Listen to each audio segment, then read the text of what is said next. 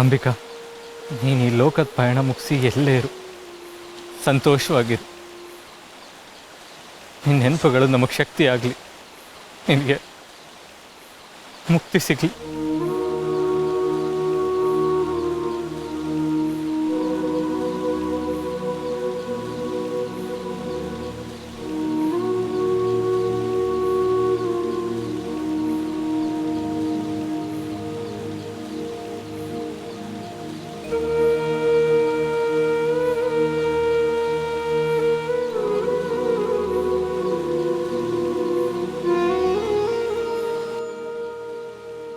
ದುರ್ಗಾ, ಅಮ್ಮ ಇನ್ಮೇಲೆ ನಕ್ಷತ್ರ ಆಗಿ ನಮ್ಮನ್ನು ನೋಡ್ತಾಳೆ ಅಲ್ವಾ? ಹೌದು ಪುಟ್ಮಣಿ. ಅಂಬಿಕಾ ಅವರೇ, ನೀವು ಯಾವಾಗಲೂ ಸುಖವಾಗಿರಿ. ನಿಮ್ಗೆ ಈ ಮನೆ ಮೇಲೆ ನಮ್ಮ ಮೇಲೆ ಅತಿಯಾದ ಪ್ರೀತಿ ಇತ್ತು. ಆ ಪ್ರೀತಿಗೋಸ್ಕರನಾದರೂ ಮತ್ತೆ ನಮ್ಮ ಬದುಕಿಗೆ ಭಾಗವಾಗಿಯೇ ನೀವು ಹುಟ್ಟಿ ಬರಲಿ ಅಂತ ನಾನು ಆಶಿಸ್ತೀನಿ. ಅಕ್ಕ ತಂಗಿಯರಾಗಿ ನಾವು ಮತ್ತೆ ಸೇರೋ ಕಾಲ ಬೇಗ ಬರಲಿ ಅಂಬಿಕಾ ಅವರೇ.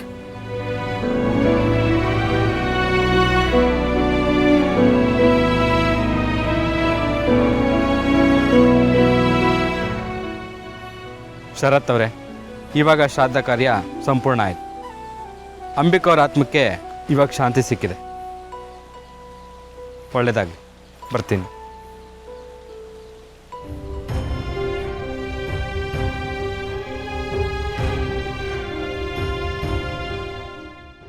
ಶಾಂತಿ ಸಿಕ್ಕಿಲ್ಲ, ಶಾಂತಿ ಇಲ್ಲ.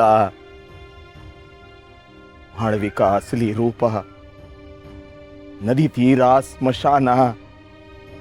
ಐ ಜಗನ್ಮಾತೆ, ಅಂಬಿಕಾ ನಿನ್ನ ಪಾದ, ಅಂಬಿಕಾ ನಿನ್ನ ಪಾದ. ಕಾಲಚಕ್ರ, ಕಾಲಚಕ್ರ, ಮುಂದೆ ತೋರು ದಾರಿ, ದಾರಿ ತೋರು, ದಾರಿ ತೋರು.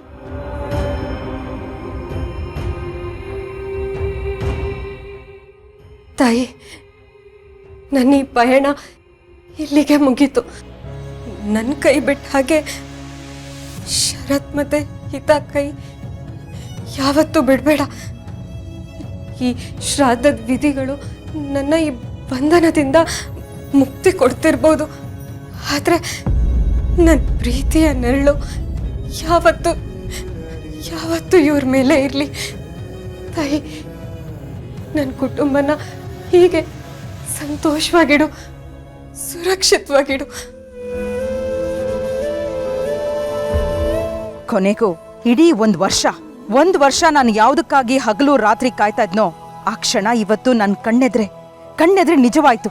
ನೋಡು ನೋಡು, ಗೆದ್ದೆ ಅಂಬಿಕಾ, ನಾನು ಗೆದ್ದೆ. ನಿನ್ನ ಮಗಳು, ನಿನ್ನ ಗಂಡ ಮತ್ತು ನಿನ್ನ ತಂಗಿ ಕೈಯಿಂದಲೇ ನಿನ್ನ ಆತ್ಮ ಈ ಸಂಸಾರದಿಂದ ದೂರ ಹೋಗೋ ಹಾಗೆ ಮಾಡಿದೆ. ನಿನ್ನ ಪ್ರೀತಿಯ ಕವಚ ಇವತ್ತಿಗೆ ಕಳಚಿ ಬಿದ್ದಿದೆ. ನನ್ನ 1000 ವರ್ಷದ ದ್ವೇಷಕ್ಕೆ ಇವತ್ತು ಜಯ ಸಿಕ್ಕಿದೆ.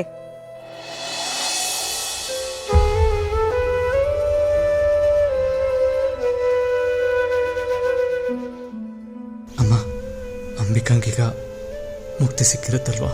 ಖಂಡಿತವಾಗ್ಲೂ ಮಗನೇ, ಇವತ್ತಿಗೆ ಅಂಬಿಕನ ಆತ್ಮಕ್ಕೆ ಪೂರ್ಣವಾಗಿ ಮುಕ್ತಿ ಸಿಕ್ತು. ಇನ್ಮೇಲೆ ಅವಳು ಯಾವ ಬಂಧನವೂ ಇಲ್ಲದೆ ಸುಖವಾಗಿರ್ತಾಳೆ.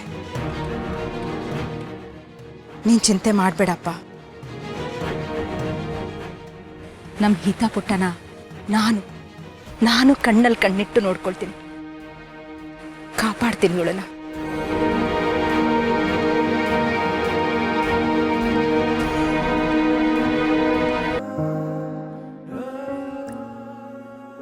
ದುರ್ಗಾ, ಇವತ್ತ್ಯಾಕೋ ಮನೆ ತುಂಬ ಖಾಲಿ ಅನ್ನಿಸ್ತಾ ಇದೆ. ವಿಚಿತ್ರ ನೋಡು, ನಾನು ಅಂಬಿಕನ್ ಕಳ್ಕೊಂಡಿದ್ದು ಇವತ್ತಲ್ಲ, ದೂರ ಆಗಿದ್ದು ಸುಮಾರು ದಿನಗಳೇ ಆಯಿತು. ಆದರೆ ನೆನ್ನೆಗಿಂತ ಇವತ್ತವಳು ತುಂಬ ದೂರ ಹೋಗಿದ್ದಾಳೇನೋ ಅಂತ ಅನ್ನಿಸ್ತಾ ಇದೆ. ಹೃದಯ ಹೆಂಡತಾಗ್ತಾ ಇದೆ. ಶ್ರಾದ್ದ ಕಾರ್ಯ ಆದ್ಮೇಲೆ ಮನಸ್ಸಿಗೆ ಸಮಾಧಾನ ಸಿಗುತ್ತೆ ಅಂತಾರೆ, ಆದರೆ ನನಗೂ ಯಾಕೋ ಮನಸ್ಸು ತುಂಬ ಭಾರ ಆಗಿದೆ ಅಂತ ಅನಿಸ್ತಿದೆ. ಅಮ್ಮ ಕಣ್ಣಿಗೆ ಕಾಣದೇ ಇದ್ರು ಇಲ್ಲೇ ಎಲ್ಲೋ ಇದ್ದಾರೆ ಅನ್ನಿಸ್ತಿತ್ತು. ಮತ್ತೆ ನಾನು ಮಾತಾಡಿದಾಗ ಅವರೆಲ್ಲದನ್ನು ಕೇಳಿಸ್ಕೊತಿದ್ದಾಳೆ ಅಂದ್ಕೊಳ್ತಿದ್ದೆ.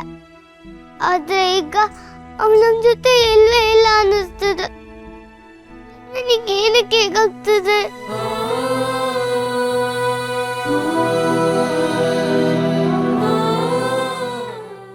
ದುರ್ಗಾ, ನಾನು ನಿನಗೆ ಇದನ್ನು ಹೇಳಿದ್ರೆ ನಂದು ಅರ್ಥನ ಅಂತ ನಿನಗೆ ಅನ್ನಿಸ್ಬೋದು. ಆದರೆ ಅಂಬಿಕಾ ಇಷ್ಟು ದಿನ ನನ್ನ ಕಣ್ಣೆದುರಿಗೆ ಇಲ್ಲದೆ ಇದ್ರು ನನ್ನ ಸುತ್ತಮುತ್ತನೇ ಇದ್ದಾಳೆ ಅಂತ ನನಗೆ ಅನ್ನಿಸ್ತಾ ಇತ್ತು. ಅವಳು ನನ್ನ ನೋಡ್ತಾ ಇದ್ದಾಳೆ ಅನ್ನೋ ಭರವಸೆ ಇರ್ತಾ ಇತ್ತು. ಆ ನಂಬಿಕೆನೆ ಇಷ್ಟು ದಿನ ಅವಳು ನನ್ನಿಂದ ದೂರ ಆಗಿಲ್ಲ ಅನ್ನೋ ಫೀಲ್ ಕೊಡ್ತಾ ಇತ್ತು. ಆದರೆ ಇವತ್ತು ಅವಳು ನನ್ನಿಂದ ಶಾಶ್ವತವಾಗಿ ದೂರ ಹೋಗಿದ್ದಾಳೆ ಅಂತ ಅನ್ನಿಸ್ತಾ ಇದೆ. ಜೋರಾಗಿ ಕಿರಿಸ್ಲಾ, ವಾಪಸ್ ಬಾ ಅಂತ ಕೂಗ್ಬಿಡ್ಲಾ ಅಂತ ಅನ್ನಿಸ್ತಾ ಇದೆ. ಉಸಿರು ಕಟ್ತಾ ಇದೆ ದುರ್ಗಾ.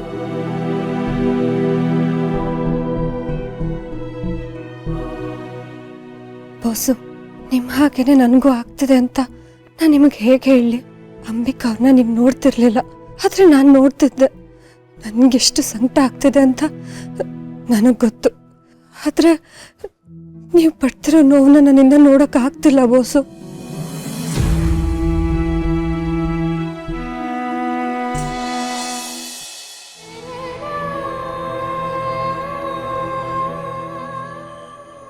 ಏನ್ ದುರ್ಗಾ ಮೇಡಮ್, ಯಾಕೆ ಮುಖ ಕಪ್ಪು ಬೆಳಪು ಸಿನಿಮಾ ತರ ಆಗಿದೆ?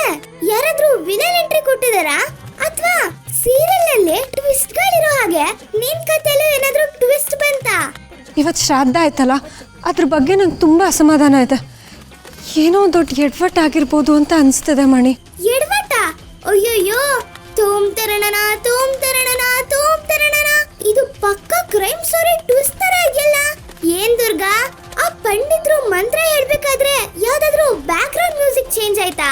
ಇಲ್ಲ ಕುಂಕುಮ ಚೆಲ್ಲಿ ಪಿಂಡ ಬಿದ್ದೋಗಿ ಹಾರ ಹೊರಗ್ ಬಿದ್ದು ಅಪಶಕುನ ಆಯ್ತಾ? ಮಣಿ, ಮೊದಲೇ ನನ್ನ ತಲೆ ಕೆಟ್ಟಿದೆ, ನೀನು ಇನ್ನೂ ಕೆಡಿಸ್ಬೇಡ. ಆಯ್ತು ಬಿಡು, ಕೋಪ ಮಾಡ್ಕೋಬೇಡ. ಸರಿ, ನಿನಗೆ ಯಾಕೆ ಎಡವಟ್ ಆಗಿದೆ ಅಂತ ಅನ್ಸುತ್ತೆ ಅಂತ ಹೇಳು. ಅಂಬಿಕಾ ಅವ್ರ ಆತ್ಮಕ್ಕೆ ಮುಕ್ತಿ ಸಿಕ್ಕಿದೆಯೋ ಇಲ್ವೋ ಅನ್ನೋದೇ ನನ್ನ ಕಾಳಜಿ. ಶ್ರಾದ್ದ ಆದಮೇಲೆ ಅವರು ಶಾಂತಿಯಿಂದ ಹೋಗಬೇಕಿತ್ತು, ಆದರೆ ಅವ್ರನ್ನ ಯಾರೋ ಬಲವಂತದಿಂದ ಎಳ್ಕೊಂಡು ಹೋದ್ರು ಅಂತ ನಂಗೆ ಅನಿಸ್ತಾ ಇದೆ.